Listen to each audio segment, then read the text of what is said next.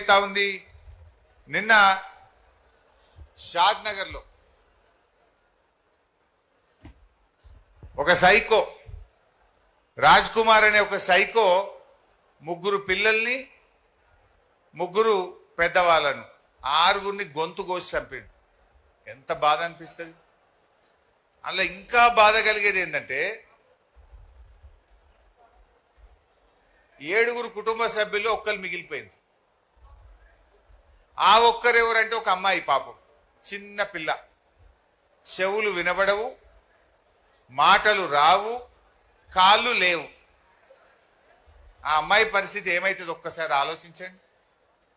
ఇంతకాలం వీళ్ళే ఆ అమ్మాయికి నోట్లే కలిపి అన్నం పెట్టిండ్రు, ఆ అమ్మాయిని బాత్రూమ్ తీసుకుపోయిండ్రు, ఆ అమ్మాయికి స్నానం చేయించిండ్రు, ఆ అమ్మాయికి బట్టలు వేపించిండ్రు. ఇప్పుడు ఆ సైకోగాడు ఆ పిల్లని ఒక్కదాన్ని ఇడిచిపెట్టి మొత్తం 6గురిని చంపిండు. ఎంత బాధ. ఇది పూర్తిగా రేవంత్ రెడ్డి వైఫల్యం. పోలీసు వాళ్ళు చేయాల్సిన పని చేస్తలేరు. పోలీసు వాళ్ళని రాజకీయాలకు బీఆర్ఎస్ పార్టీ వాడు ఎవడన్నా చిన్న ట్వీట్ పెడితే వాని మీద సాయంత్రం కల్లా కేసు పెడుతురు, పట్టుకపోతురు. మరి ఈ సైకో రాజ్ కుమారు అమ్మాయిని రేప్ చేసినాడు. మైనర్ అమ్మాయిని రేప్ చేస్తే 45 రోజుల పాటు పోలీసు వాళ్ళు ఎందుకు అరెస్ట్ చేయలేదు? 45 రోజుల పాటు మీరు అరెస్ట్ చేసి పోక్సో చట్టం కింద వాని జైలుకి పంపితే ఇవాళ ఈ 6గురు ప్రాణాలు కాపాడబడేవాళ్ళు కదా. రేవంత్ రెడ్డి వచ్చినాక ఇలా ఆడపిల్లలున్న తల్లిదండ్రులు భయపడే పరిస్థితి ఏర్పడ్డది. పోక్సో కేసులో ఒక నిందితుడిని కాంగ్రెస్ పార్టీ నాయకుడు, రేవంత్ రెడ్డికి సన్నిహితుడు, ఒక మార్కెట్ కమిటీ చైర్మన్ 20 లక్షల రూపాయలు లంచం తీసుకొని వాడిని అరెస్ట్ కాకుండా ఒక రేపిస్టును కాపాడింది కాంగ్రెస్ ప్రభుత్వం. ఒక రేపిస్టును కాపాడింది. పోలీసు వాళ్ళు ఆ రేపు చేసినంత కూర్చొని మందు తాగింది.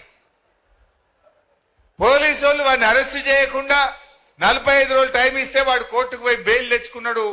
20 లక్షలు ఖర్చు పెట్టిండు, వచ్చి ఆయనతో 6గురిని ఊచకొత్త కోసిండు.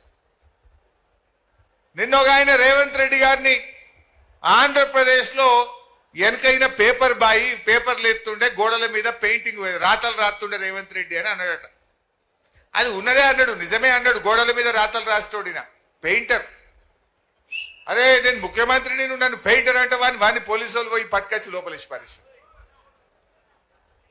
మా గీత ఏదో పోస్ట్ పెట్టి గీతమ్మ మీద కూడా పోలీస్ స్టేషన్లో కేసు పెట్టారు. నల్లబాలు అని పటాన్చెర్లు ఉంటాడు, ఓ చిన్నగా రేవంత్ రెడ్డి తప్పు చేసిండు అని ఒక ట్వీట్ చేస్తే వాడిని పట్టుకపోయి పాపం జైల్లో పెట్టిండ్రు. మరి రేపు చేసిన మాత్రం మంద అవుతురు పోలీసు వాళ్ళు కూర్చొని. ఇది రేవంత్ పాలన. అంటే మహిళల పట్ల, సైకోల పట్ల ఈ ప్రభుత్వం ఎంత ఉదాసీనంగా ఉందో మనం ఇలా అర్థం చేసుకోవాల్సిన అవసరం ఉంది. సెటిల్మెంట్లు పోలీసు వాళ్ళు దేనికి వాడుకుంటున్నారు? ల్యాండ్ సెటిల్మెంట్లు. ఇందాక రాంగ భూపాల్ రెడ్డి అంటుండే మా దగ్గర కూడా నారాయణఖేడ్ల సెటిల్మెంట్లు బాగా అయిపోయినాయి అన్న. ఒకటే పోలీసు వాళ్ళు ఓవుడు మామూలు వసూలు చేసాడట. సెటిల్మెంట్లు పెరిగిపోయినాయి.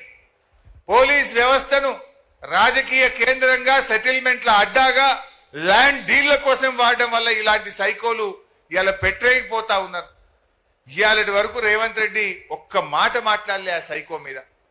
పక్క రాష్ట్ర ముఖ్యమంత్రి మాట్లాడిండు, ఇది అన్యాయం, ఇట్లా ఈ రకంగా ఆడపిల్లల్ని కోడి మెడ కోసినట్టు గొంతు కోసి చంపితే ఇది చాలా బాధకరమైంది అని చెప్పి ఇవాళ పక్క రాష్ట్ర ముఖ్యమంత్రులు మాట్లాడుతున్నారు. కానీ రేవంత్ రెడ్డికి చీమ గుట్టినట్టు లేదు. అంటే పాలన గాలికి వదిలేసినటువంటి పరిస్థితి. ఇది ఇట్లా ఉన్నది. మొన్న నీళ్లు కావాలి, కరువు వచ్చిందని మేము మాట్లాడినాం. కరువు వచ్చిందా? మీకైతే మంచినీళ్ళే వస్తలేవు, సాగునీళ్ళు ఎక్కడి? మంచినీళ్ళు కూడా రానిస్తలేడు రేవంత్ రెడ్డి.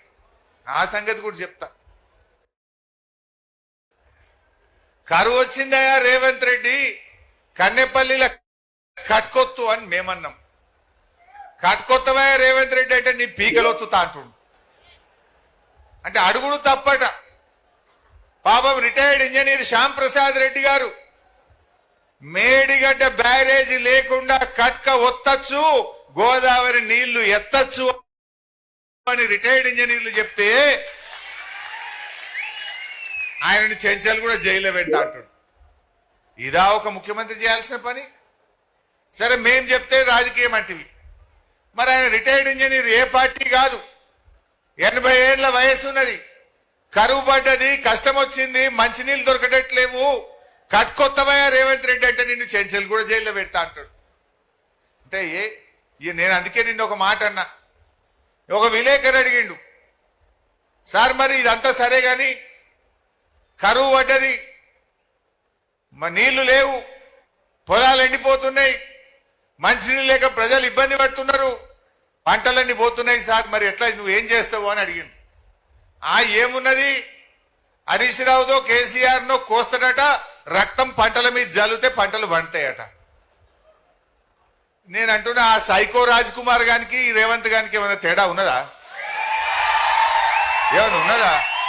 ఆ సైకో వాడు మాట్లాడినట్టే నువ్వు మాట్లాడుతున్నావు, వాడు చంపిండు నువ్వు మాట్లాడుతున్నావు, గంతే తేడా.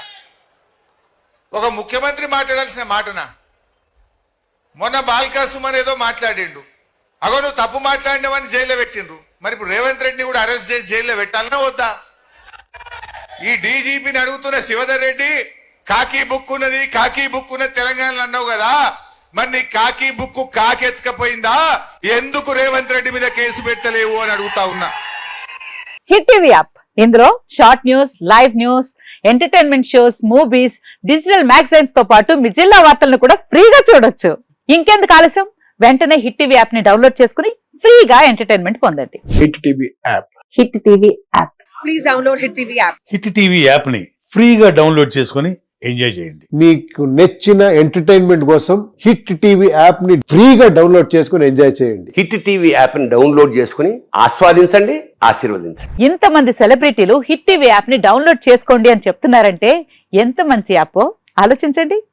అమెరికా అమెరికా అమెరికా అమెరికాలో చదవాలనుకునే వాళ్ళకి విశ్వసనీయమైన పేరు మన శౌర్య కన్సల్టెన్సీ. UK లో 1 year masters, UK లో 1 year masters, 2 years work permit up to 5 years visa. Contact Saurya Consultancy. Contact 89851 89851.